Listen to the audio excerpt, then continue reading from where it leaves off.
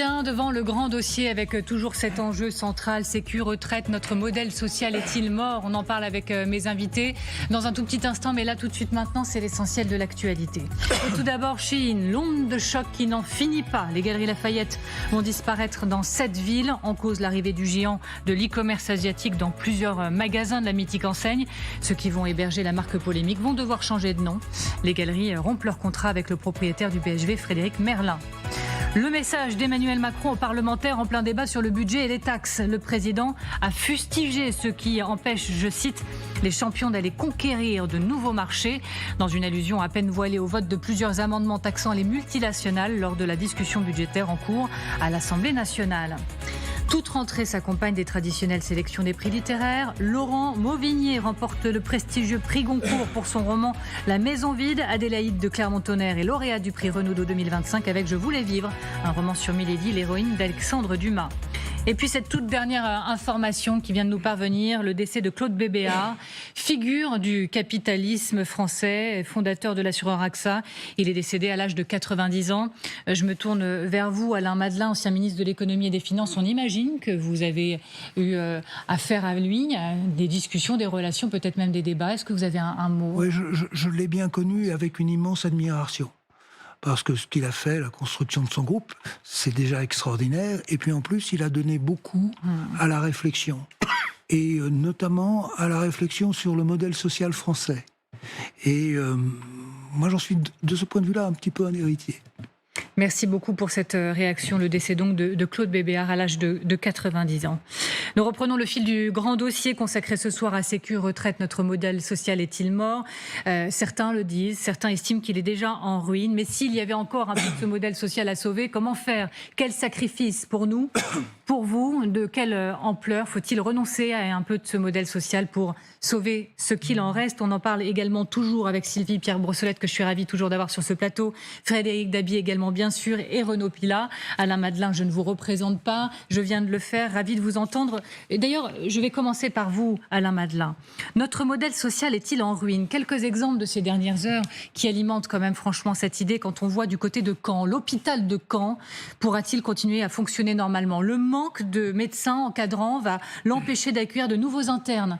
Et son service des urgences a été obligé de revoir son fonctionnement, une réorganisation qui aura des conséquences pour les patients. Je vous propose d'écouter la présidente de l'Intersyndicale nationale des internes. C'est très concret. Il y avait plus de médecins qui venaient faire des vacations que de médecins qui étaient là de façon pérenne dans le service. Donc forcément pour les internes, c'était un petit peu déroutant. Ils avaient personne vers qui se tourner pour faire justement ce point de vue pédagogique. Être interne, c'est se former et apprendre et pas tenir la responsabilité d'un service sur leurs épaules. Alors la ministre de la Santé a annoncé ces dernières heures un renfort. Du côté de Toulouse également, les restrictions aux urgences de l'hôpital de Toulouse, le CHU ne prend plus de cas graves en raison du manque de médecins. Je pourrais continuer comme ça. Alain Madelin, notre modèle social est-il déjà mort ou au bas mot en ruine? Je reviendrai après, si vous le voulez bien, sur la spécificité de l'assurance maladie et des hôpitaux. Pour rester sur votre question, le modèle social est-il... il est dépassé, usé, il faut complètement le repenser et sûrement le refonder. Il est en pleine crise financière, il n'y a plus le sou pour le financer, il est en pleine crise d'efficacité. On n'a jamais autant dépensé pour le social et on n'a jamais eu autant de problèmes sociaux.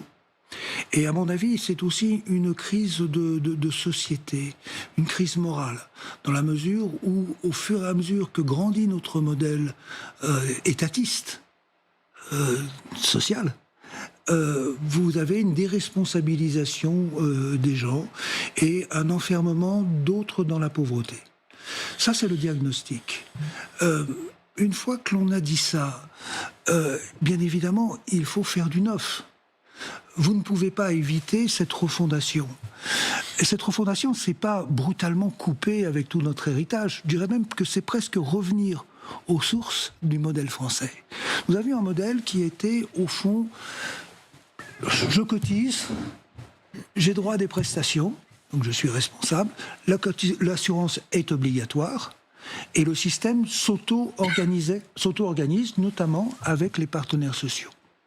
En 1995, on a fait un bond en avant, si j'ose dire en avant. On a en réalité étatisé la sécurité sociale, qui a été développée en 1996 avec une nouvelle loi, et ce qui s'est terminé par la PUMA en 2016, qui était une loi qui mettait définitivement la main de l'État sur l'ensemble de nos protections sociales. C'est une erreur, et ce n'est pas le modèle français.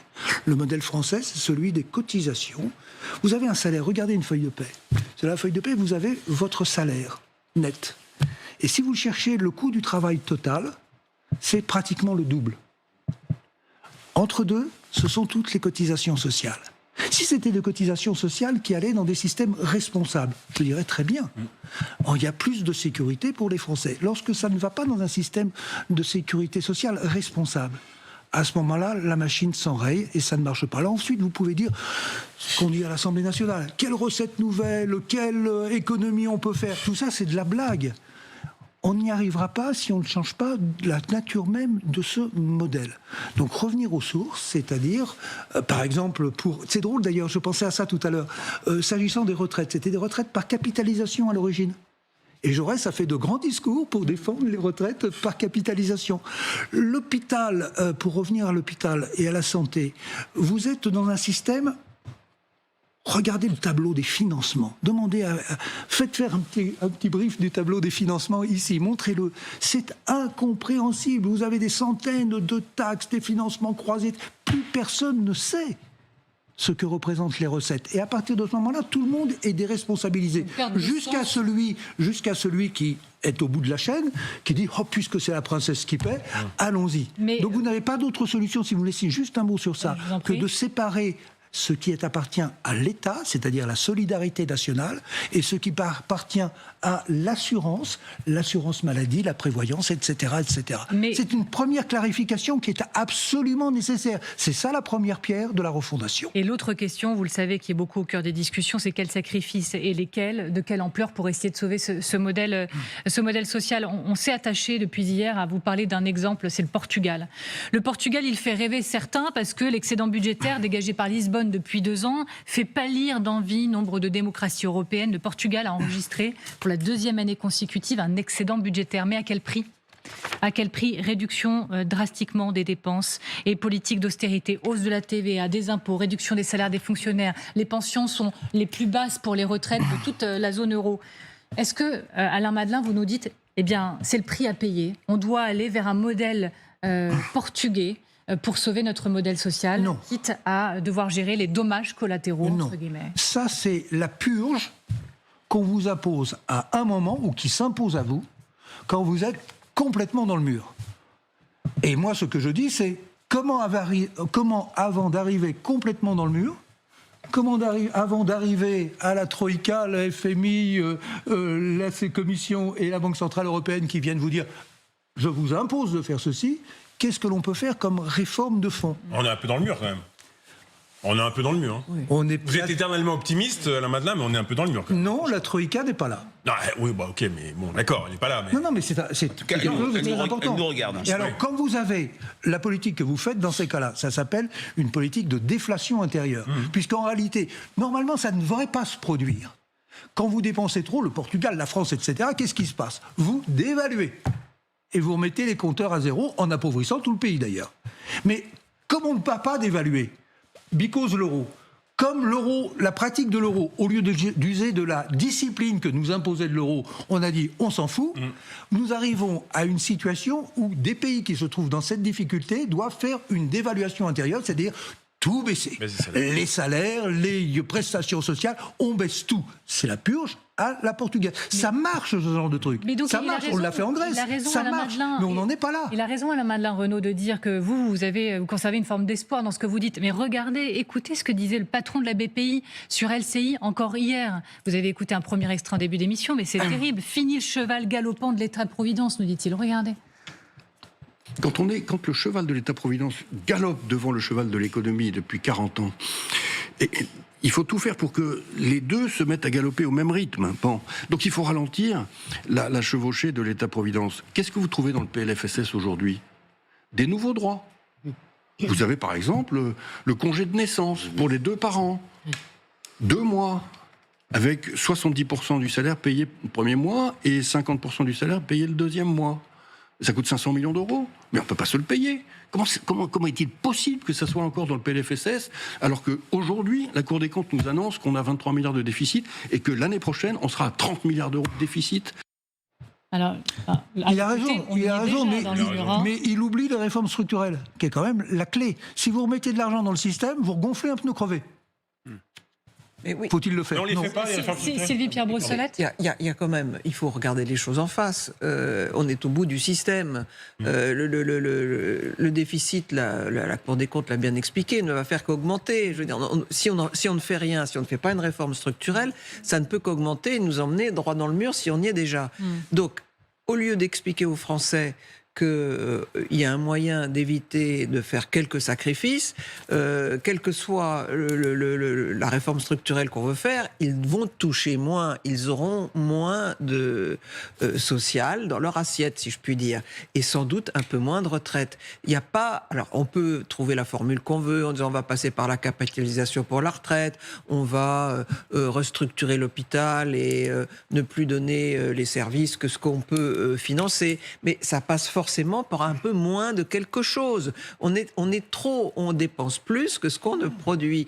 Donc, et ce qu'on produit ne finance pas ce qu'on veut dépenser. Donc il y a un moment où il faut regarder les choses en face. Et je trouve mensonger tous les hommes politiques, et particulièrement la gauche, qui continuent à faire le mirage de l'argent magique et de la formule magique qui ferait qu'on va pouvoir continuer comme avant sans faire un seul effort, c'est pas vrai. Et donc, il y a quelques hommes politiques qui ont été courageux, comme Édouard Philippe, qui disent moi j'ai des solutions et qui seront pas forcément faciles à entendre. Je ne sais pas s'il va continuer à vouloir les produire pour 2027. Lesquels vous dit lui, il dit qu'il faut refaire passer les pensions depuis 14% à 11% du PIB. C'est une de ces solutions. Il y a deux manières, faire travailler plus longtemps ou verser un peu moins de pensions. D'ailleurs, dans les systèmes du Nord, par exemple, pourquoi ça s'équilibre? Et pourquoi Agir Arco, par exemple, s'équilibre en France? C'est qu'on ne distribue que ce qu'on a. Ce qui fait que, sans qu'il y ait de révolution, on distribue un peu moins chaque année. Quand il n'y a pas l'argent qu'il faut dans Agir Arco, on donne moins. En Allemagne, c'est un système par points. C'est un système par points. Dans les pays du Nord, on distribue, le point n'a la valeur que ce qu'on a. Bien sûr. Donc, très bien. Et donc, d'une façon sans doute peut-être indolore, mais les gens ont moins. C'est ce qu'on oublie de dire. Le système par points donne moins. Il donne moins. Non, il ajuste. Il ajuste en fonction de ce qu'on a. Donc pour beaucoup de gens, ça veut dire moins. Le système actuel est un système distributeur de faux droits. On vous donne des droits sur le futur qu'on ne pourra pas honorer. Donc le système par points a l'avantage d'être un système qui dit la vérité. C'est au moins honnête. Mais il faut dire que ça sera sans doute moins. Le système par... Non, mais je vous taquinais sur ce point-là. Pourquoi? Parce qu'il y avait un bon système qui était le système par points, qui avait été mis en place, travaillé par Macron. On s'est planté, à mon avis, pour deux raisons. La première, c'est que Macron a voulu tout unifier, alors que justement le système par points, c'est ce qui permet de faire vivre des systèmes différents et de les communiquer entre eux. Et puis Édouard Philippe est arrivé et a dit « Ouais, c'est un système par points, c'est un système de retraite à la carte, vous prendrez votre retraite quand vous voulez ». Mais là, chez 64. Alors, on va revenir sur la question. Il y avait quand même un problème. Ça rapportait plus d'argent plus vite. On va revenir sur la question des retraites dans un tout petit instant, mais effectivement, le sujet revient toujours comme un boomerang de la question du temps de travail. Et vous allez me dire ce que vous en pensez, mais par exemple, chacun y va un peu de sa proposition. Jean-François Copé, sur LCI, toujours hier, qui nous dit quoi? Qu'il faut travailler une demi-journée de plus par semaine. On l'écoute et vous me direz ce que vous en pensez, ça vous fait déjà réagir juste après. Allez-y. Si vous travaillez une demi-journée de plus par semaine, vous réglez le problème de votre pouvoir d'achat. Parce qu'on mettrait une mesure en place pour survitaminer la demi-journée de travail supplémentaire au sens de salaire direct plus important. Attendez, et avec ça, on calcule, mais enfin, ça veut quand même dire c'est la fin des 35 heures. Bah bien sûr. Il n'y a plus un pays qui travaille 35 heures. Mais écoutez-moi, cette demi-journée supplémentaire, elle générerait des revenus pour les Français qui le feraient. Et d'autre part, elle générerait pour notre pays de la croissance supplémentaire. Alors, je vous vois tous réagir. Frédéric, allez-y. C'est très, très intéressant. Parce que ça en dit long sur le rapport des Français aux politiques marqué, et Jean-François Copé en avait parlé dans un livre qui s'appelait Le Sursaut, par une forme de défiance ontologique, automatique. On entend dire les 35 heures ont été une catastrophe, notamment à l'hôpital, notamment dans les services publics. Et la situation de l'hôpital, c'est sans doute, je ne suis pas spécialiste du sujet, mais des Français le disent, lié aux 35 heures. Pour autant, les Français n'ont jamais vu de personnel politique, une offre électorale claire, vouloir supprimer les 35 heures. Nicolas Sarkozy ne l'a pas fait, Emmanuel Macron ne l'a pas fait. On a laissé la chose se faire et on a proposé des mesures qui apparaissent comme, avant de le dire, une cautère sur une jambe de bois. Une mesure qui ne va pas être une mesure globale. Alors, dans tout ce que l'on entend, on a la même logique d'opinion. Les Français sont maintenant, et vraiment je le vois dans mes enquêtes, ont conscience qu'on est peut-être au pied du mur, au bord du précipice, en état de mort cérébrale, comme l'avait dit le Premier ministre au mois de juillet, François Bayrou, mais ils ne voient pas dans le débat politique actuel où on est plus à se parler à soi-même une solution claire.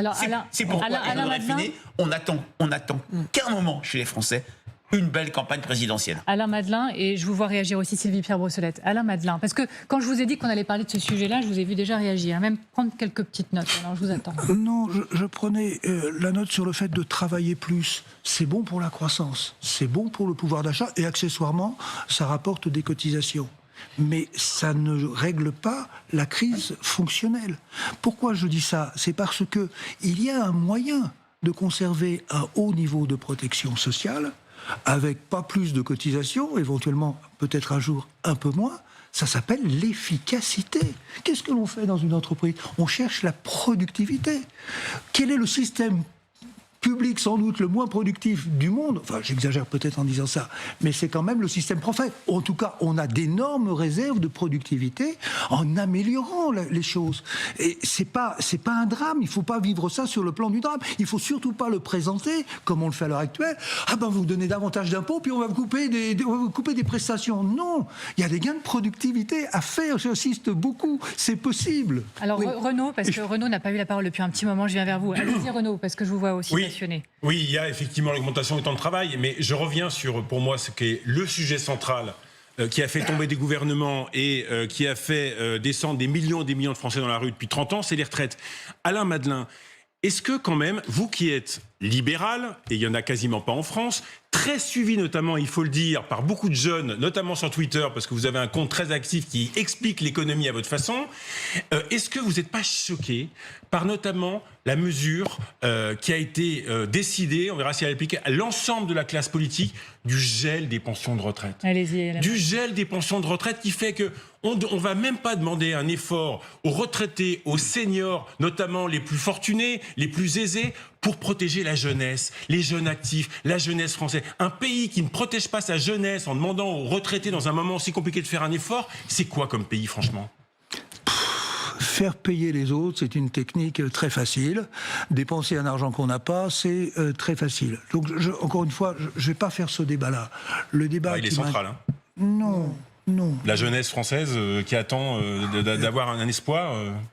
La jeunesse française, elle devrait s'inquiéter d'une chose. Oui. C'est comment peut-on imaginer aujourd'hui faire un plan de financement pour ce que seront les retraites dans 40 ans. Vous ne savez quelle sera la durée de la vie dans 40 ans? Non. Vous savez le million de robots qu'on aura en France? Non. Ce sont tous ces sujets-là qu'il faut mettre. Mais avant les robots, vous avez vu l'allongement de la durée de la vie, le coût dans les EHPAD, les hôpitaux, ça plombe.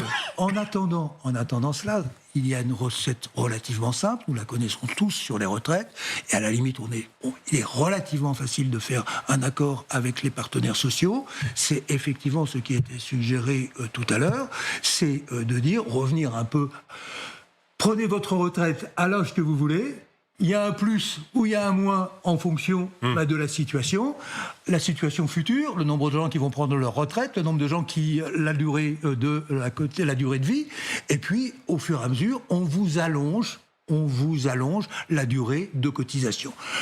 La Cour des comptes a montré dans un très bon rapport il y a quelques mois que c'était même supérieur au niveau du rendement à l'histoire de l'âge légal. L'âge légal, c'est un totem pour la droite, ou une partie de la droite, et c'est un totem pour la gauche.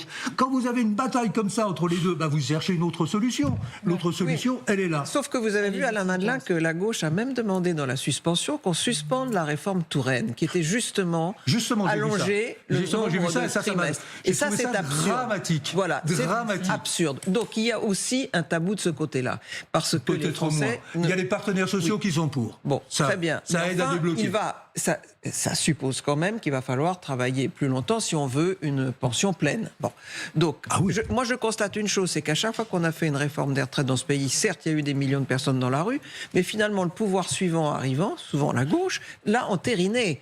Parce qu'il y a une logique au fait qu'on doit travailler un peu plus longtemps avec l'espérance de vie qui reculait. Cette cécité, ce déni du pays sur ce problème est quand même intriguant et je trouve inquiétant. Dans tous les autres pays d'Europe, on vote, par exemple au Danemark, à l'unanimité, par exemple avec un gouvernement social-démocrate, une limite d'âge à 70 ans. Donc, c'est pas un drame. Ici, tout paraît un drame. Dans tous les autres pays, on accepte, avec une limite d'âge officielle un peu plus éloignée, on part quelquefois plus tôt avec une décote, chacun s'arrange comme il veut, mais au total, les systèmes, du coup, s'équilibrent. Je voudrais vous poser quelque chose de très basique, et puis, d'ailleurs, vous parlez du Parti Socialiste. Jérôme Guedj est en train de se mettre en place à l'Assemblée nationale pour être avec nous. Alors vous voyez, nous allons pouvoir poursuivre avec lui la conversation, j'en doute pas un instant. Je voudrais juste replacer les choses. Notre modèle social français, il ressemble à quoi aujourd'hui? Prenons les grandes masses, comme on va les appeler un peu vulgairement. Tout ce qui est question de vieillesse et survie, c'est les 45% que vous voyez en bleu foncé, 35% la santé, le logement 3% pauvreté, exclusion sociale, 6% l'emploi, 8% la famille. Vous avez aperçu, Jérôme Guedj, dans un instant, on va le retrouver, le temps qu'il finisse de se mettre en place, Alain Madelin. Il se situe où on regarde ce camembert, comme je vais l'appeler avec beaucoup de poésie? Le principal problème, où faut-il couper, où faut-il aller en priorité? D'abord, en priorité, la pauvreté et l'exclusion sociale. On ne peut pas accepter, dans un pays comme le nôtre, d'avoir autant de gens qui galèrent et qui sont dans la misère, qui se sentent complètement exclus, qui trouvent que c'est vraiment injuste leur situation. Et là, il faut mettre le paquet. Alors le paquet, pas forcément en dépensant de l'argent, mais je me souviens, Mohamed Younous, vous savez, le prix Nobel, j'avais rencontré un jour à Paris, il m'avait dit la chose suivante. Mais c'est bizarre, vous les Français, c'est comme si vous mettiez les pauvres dans une bouteille et que vous mettiez un bouchon pour les empêcher de sortir. Réfléchissez à ça. C'est vraiment la situation française. Comment les faire sortir? C'est pas si difficile que ça. Je pourrais vous donner des propositions. On me dit dans l'oreillette, selon l'expression consacrée, que Jérôme Guedj est bel et bien prêt du côté de l'Assemblée nationale. Et je vous remercie beaucoup, Jérôme Guedj, d'avoir accepté notre invitation, d'autant que les débats se poursuivent activement dans l'hémicycle. Vous êtes député socialiste de l'Essonne. Jérôme Guedj, bonjour. Donc, l'autre gros morceau politique, je le disais depuis tout à l'heure, de la séquence du projet de loi de financement de la Sécu pour Sébastien Lecornu sera évidemment la suspension de la réforme des retraites. D'ailleurs, vous l'avez peut-être vu sur ce plateau depuis quelques minutes, le sujet s'impose. La réforme des retraites, c'est central. Un gage qui vous a été donné à vous, socialistes, en échange de votre non-censure immédiate, mais qui divise de tous les côtés. Avant de vous entendre, on va juste faire un petit point rapide avec Renaud Pilin sur ce dont on parle, poser le débat pour nos téléspectateurs. Jérôme Guedj, c'est important.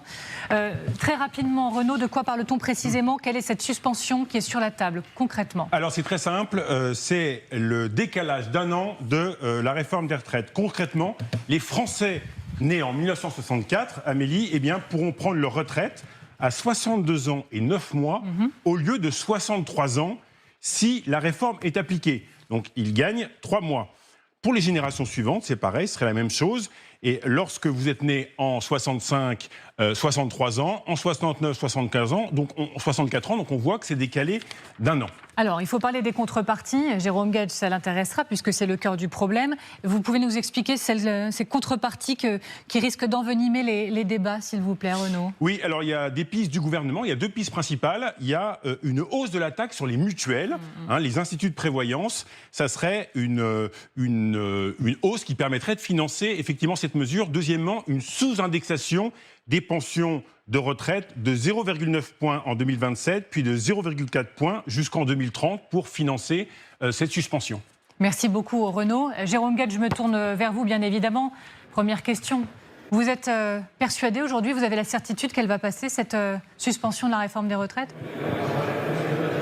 La certitude que nous avons, c'est qu'on va enfin pouvoir débattre de la question de la réforme des retraites. Il y a 3 mois, c'était pas du tout sur l'agenda politique. La réforme des retraites devait s'appliquer et chaque année concernée pour les mécanismes qui ont été rappelés par Renaud Pilin, avec un nombre de trimestres supplémentaires pour cotiser ou avec un report de l'âge légal. Donc, nous avions conditionné la survie de ce gouvernement Lecornu au fait de pouvoir acté une attente majeure qui était de pouvoir redébattre de cette réforme des retraites. Et le Premier ministre a donc inclus dans son texte, c'était lui seul qui pouvait le faire, ça ne peut pas être un amendement parlementaire, le principe et la description précise de cette suspension de la réforme des retraites. C'est une condition de la pérennité gouvernementale, et le Premier ministre s'est mouillé, si vous me permettez l'expression, mais il l'a fait avec raison.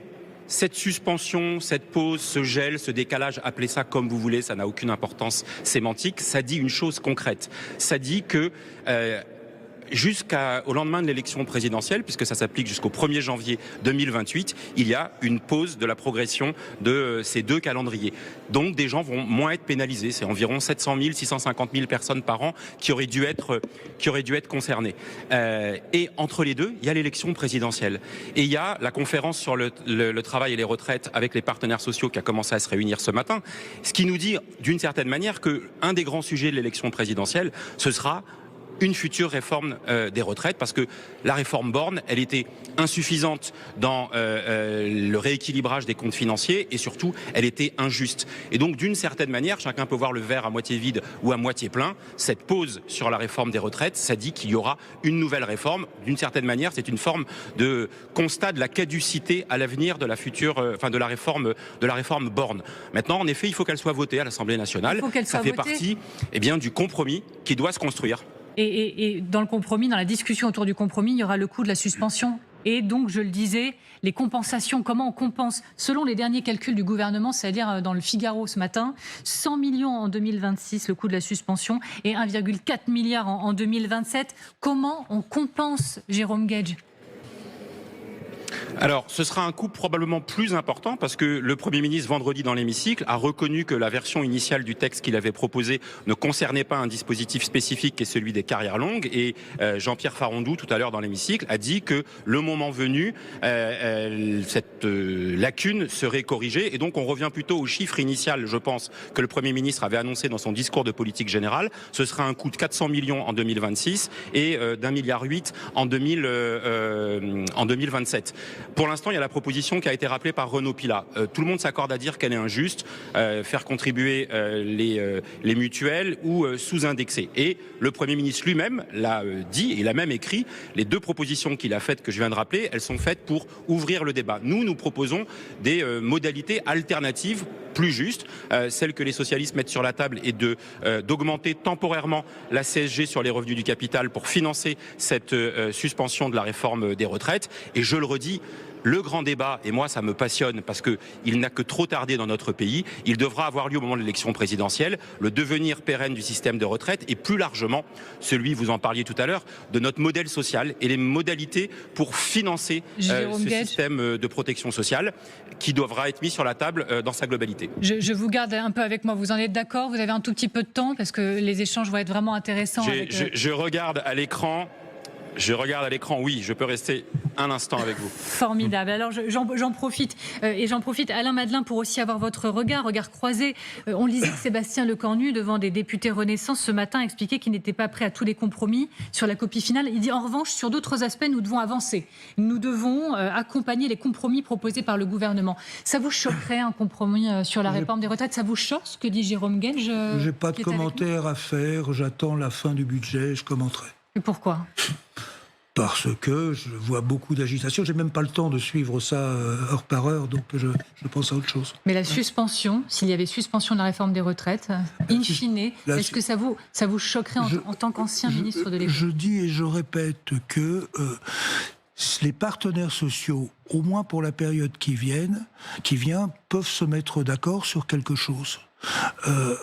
Reprendre un peu la pente Touraine. Je sais que le Parti socialiste maintenant envisage de la geler, mais enfin pour l'instant on pourrait au moins la continuer. Reprendre la pente Touraine, et puis trouver un système de responsabilité où les partenaires sociaux géreraient eux-mêmes, comme ils l'ont fait, comme ils le font encore à l'Argy-Carco. Et puis, voilà, on clarifierait ce qui relève de l'État, les charges qui sont imposées au régime de retraite, et on donnerait la somme à gérer par les partenaires sociaux. J'ai dit les Donc, partenaires... avec une pause, alors, avec Alain la pause. Madelin, c'est mal Attendez, parti, cher Alain Madelin. Le MEDEF a dit qu'il ne voulait pas participer, par exemple, aux réunions que le Premier ministre proposait justement pour parler de ça et leur rendre les manettes. Donc si le principal pourvoyeur de fonds veut même pas discuter, ça devient difficile. D'un autre côté, effectivement, le Parti socialiste j'ai vaguement l'idée, mais c'est peut-être pas le moment d'en débattre, mais j'ai vaguement l'idée que si effectivement on mettait les comptes au clair et que ensuite on laisse les partenaires sociaux sans la présence de l'État, les partenaires sociaux, c'est pas le tripartisme. Non mais on oublie aussi l'opinion publique. L'opinion publique, moi ce qui me frappe, c'est qu'elle ne bouge pas. Depuis 2022, elle est sur 2/3 à refuser la réforme des retraites et 3/4 chez les actifs. Et pour défendre un peu les Français par rapport à ce que vous avez dit, ma chère Sylvie, faut pas oublier le désarroi des Français. À chaque réforme des retraites, l'émetteur, le pouvoir qui met en place cette réforme, nous fait le coup de la der des der. C'est-à-dire, c'est la dernière réforme pour sauver le système, et après le système sera sauvé. Et à chaque fois, on remet l'ouvrage sur le métier. Les Français... Avez-vous testé, cher Frédéric, combien de Français sont partisans de la retraite choisie, de la retraite à la carte? Vous trouverez sans doute aussi les 2/3. Si je puis me permettre, mais qu'est-ce qu'on met derrière ce terme de retraite Jérôme Gage est toujours avec nous depuis l'Assemblée nationale. Et il faut lui reconnaître quand même qu'il est sorti de l'hémicycle pour être avec nous. Alors, entendons-le, Jérôme Gage. Quand vous entendez les débats en plateau, quand vous entendez, et Sylvie-Pierre Brossolette a raison de dire que pour la journée inaugurale, en gros, de la nouvelle conférence travail et retraite, le MEDEF a dit, non, fin de non-recevoir. Ça commence assez mal. Oui, moi je regrette en effet parce que cet enjeu des retraites, Frédéric Dabi l'a rappelé, c'est une préoccupation majeure pour l'ensemble de nos concitoyens qui voient bien qu'il y a un enjeu d'équilibrage du système des retraites, mais que ça ne peut pas se faire par des mesures aussi abruptes que d'allonger de manière indifférenciée pour tous les salariés, quelle que soit la nature de leur activité professionnelle, leur niveau de pénibilité, d'exposition à des substances dangereuses, au travail de nuit, etc., enfin tous les critères de pénibilité. Je pense qu'il faut en effet remettre à plat ce système-là. La réforme de 2023 était insatisfaisante, je l'ai dit tout à l'heure, elle était injuste et elle était pas assez en ampleur budgétaire pour pouvoir équilibrer le régime. Donc, il faut une réforme plus juste. Eh bien, moi, je souhaite que la question sociale, la question du travail, la question de la retraite, mais plus largement la question de la protection sociale, de la santé, on commence, là, c'est le début du débat sur le budget de la sécurité sociale, ce soit au cœur des débats politiques. Sylvie-Pierre Brossolette vous pose une question. Gage, vous êtes un talentueux avocat de cette cause, mais on n'a toujours pas compris très bien comment le Parti socialiste, s'il était aux manettes, financerait un nouveau régime de retraite juste. Où seraient les ressources? Est-ce que c'est évidemment seulement l'impôt et l'impôt des plus riches, ou est-ce que c'est autre chose? La justice sociale. Il n'y a pas de problème. Non, mais il ne s'agit pas de mobiliser l'impôt des plus riches pour financer un système de retraite. La retraite, il y a un élément assurantiel, c'est les cotisations salariales et les cotisations patronales, et donc d'ajuster le niveau de ces cotisations. Et puis, il y a une partie de cette retraite qui correspond à ce qu'on appelle des prestations non contributives. C'est la solidarité nationale qui prend en charge des trimestres, par exemple, pour les mères de famille qui ont élevé des enfants. Et donc, la redéfinition de ce qui relève de la solidarité nationale et de ce qui relève d'un système assurantiel, ça, c'est un des enjeux qui doit être pris en compte, en y intégrant ce qui manque notoirement aujourd'hui, parce que tout le monde se focalise sur cette satanée barrière d'âge légal, si j'ose dire, d'intégrer davantage la pénibilité et la modulation de l'âge auquel on peut partir à la retraite en fonction de l'activité professionnelle qu'on a eu les uns et les autres. Je ne suis pas dans la même situation, moi, que quelqu'un qui a toute sa carrière professionnelle travaillé dehors, sous les intempéries ou dans des conditions de travail qui sont bien plus pénibles que celles que moi je peux avoir connues dans ma carrière professionnelle. Et je pense que cette granularité, cette individualisation, elle doit pouvoir davantage être prise en compte. Ça suppose, et c'est pour ça que je regrette que le MEDEF ne se mette pas autour de la table, une discussion entre syndicats et patronat. Alain Madelin, est-ce que ça vous fait... Oui, ça vous fait réagir, ça j'en témoigne. Là, ça m'intéresse, là j'ai envie de discuter avec Jérôme Gage de la retraite à la carte. Ah oui. Jérôme Gage. Mais ce débat-là, ce que Alain Madelin appelle la retraite à la carte, c'est la prise en compte plus fine des différences de carrière que les uns et les autres ont pu faire. À titre personnel, vous me posiez la question, je pense que l'âge légal ne constitue plus un totem autour duquel il faut rester cramponné. J'ai dit la même chose. Partir plus tôt à la retraite et d'autres qui doivent partir plus tard. Et ça, je pense que ce grand débat, nous devons et nous pouvons l'avoir. J'ai dit la même chose. J'ajouterais, Monsieur Gage, la chose suivante, c'est que aussi le désir de départ en retraite va passer aussi par des choix personnels. Moi, j'ai pas envie de partir en retraite. Et puis, il y a des tas de gens qui se disent, moi, je peux pas partir en retraite parce que j'ai pas peut-être suffisamment de retraite. Et puis, il y en a d'autres qui se disent, moi, j'ai la propriété de mon logement, j'ai pas de loyer à payer. Donc, vous voyez, il y a des tas de situations individuelles au moment du choix qui ne sont pas seulement des situations originelles sur la pénibilité. Je vous laisse répondre et après, j'ai une question que je veux vraiment vous poser sur le modèle social français. Je vous en prie.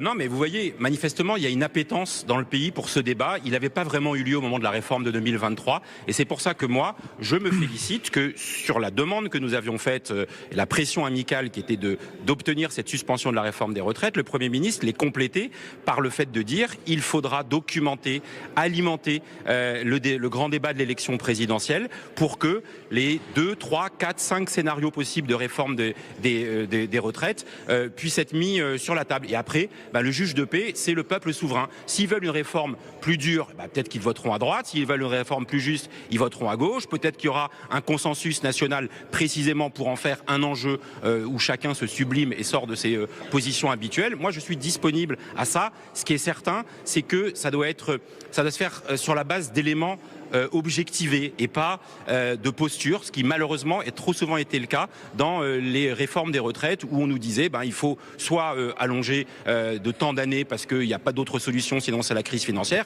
et puis d'un autre côté des gens qui voulaient revenir à un fonctionnement en termes de retraite qui correspond plus à la réalité de l'activité professionnelle. Et j'anticipe ce que vous allez évoquer sur le modèle social. Notre modèle social, il faut le préserver, et notamment ses modalités de financement, mais en tenant compte justement des nouvelles formes de travail. Je voudrais vraiment vous soumettre cette idée, c'est le point central de notre émission, de s'interroger sur notre modèle social. Est-il en ruine ou même mort? Beaucoup le pensent déjà. Et si il reste quelque chose à sauver, à quel point faut-il faire des sacrifices, de quelle ampleur pour rester ce qui peut encore l'être?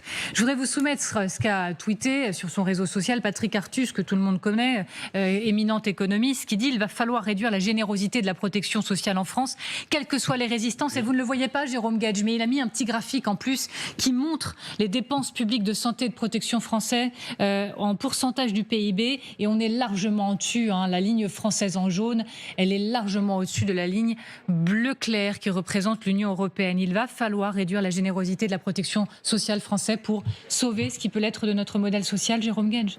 Ça, c'est pas la générosité. Non, mais moi, j'aime pas Allez-y, Jérôme Gage. J'ai pas entendu, pardon, mais j'aime pas cette idée de générosité. On parlait des retraites. Oui, nous dépensons un peu plus que nos voisins européens en matière de système de retraite. Mais je vous donne un autre chiffre, parce qu'on dit, du coup, le système de retraite français, il est très généreux.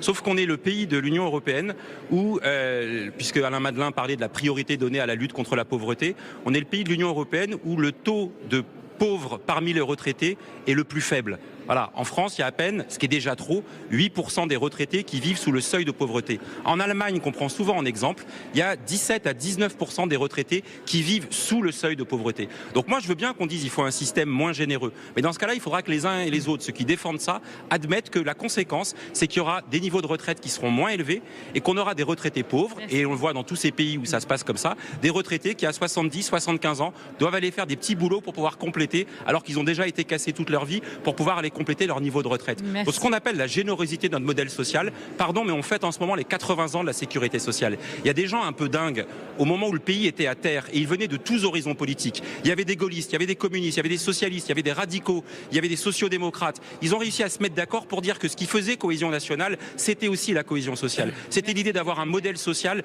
dont l'objectif n'était pas d'être généreux, mais de corriger les risques de la vie auxquels chacun est exposé. Alors qu'on l'adapte à la situation présente. Bien sûr, il faut le faire.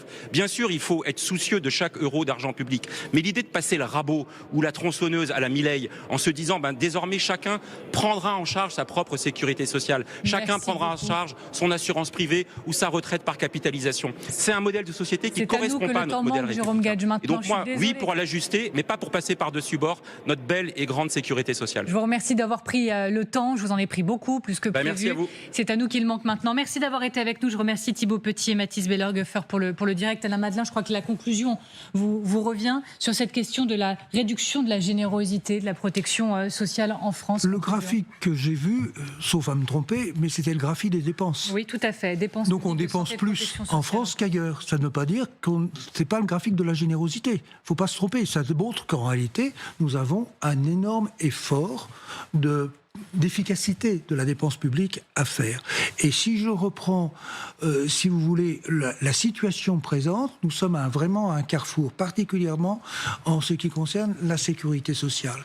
Nous étions dans un système de sécurité sociale, de gestion paritaire, d'assurance, de responsabilisation, parce que quand on est responsable, c'est pas la princesse qui paie, on fait un petit peu attention. Nous étions dans ce système-là.